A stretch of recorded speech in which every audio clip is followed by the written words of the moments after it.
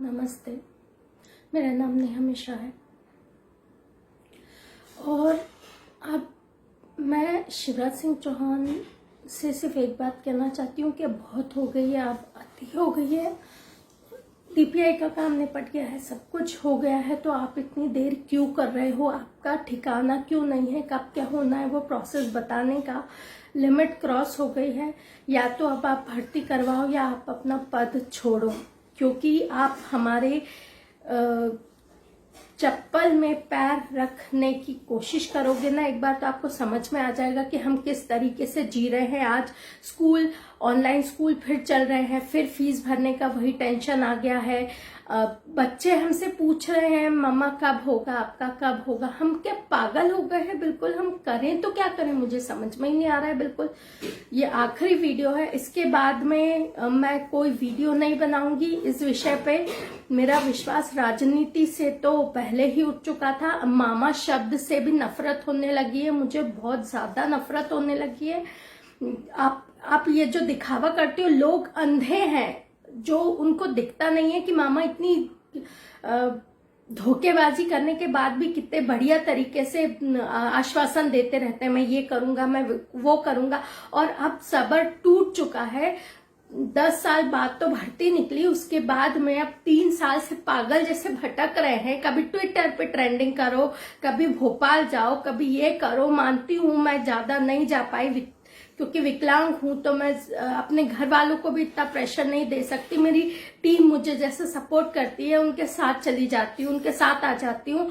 आप अपना पद छोड़ दो, आप भूखे मरो, तब आपको समझ पड़ेगा कि कंडीशन क्या है।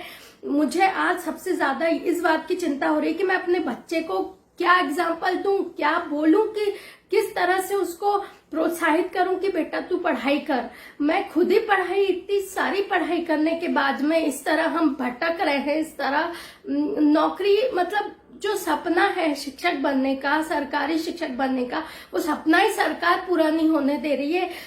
लोग सही या गलत जो भी बोलते हो कि सरकार ये सब करवा रही है, लेकिन मुझे तो रत्ती भर विश्वास नहीं है। आप हमको जुलाई में ही आप ज्वाइनिंग दीजिए, वरना आप पर से विश्वास तो उठ जाए। जिंदगी भर बीजेपी के बारे में सोचेंगे भी नहीं, किसी हालत में बीजेपी के बारे में नहीं सोच सकते।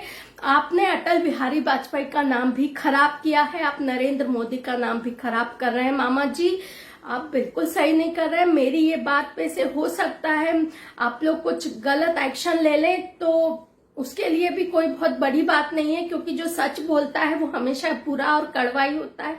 इतना टाइम हो गया, आपने कुछ भी नहीं किया हमारे लिए।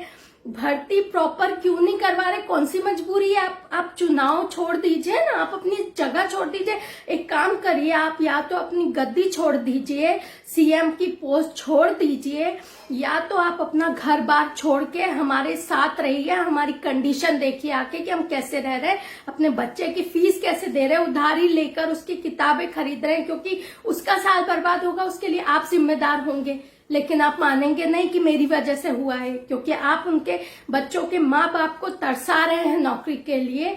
बिल्कुल सही नहीं कर रहे हैं। और मुझे तो बहुत शर्म आ रही है ये कहते हुए कि आप सीएम हैं हमारे। आप क्या बोलूं मैं, इससे ज्यादा मैं कुछ बोल नहीं सकती। और अगर आप मेरे खिलाफ एक्शन लेते हैं तो ये आपकी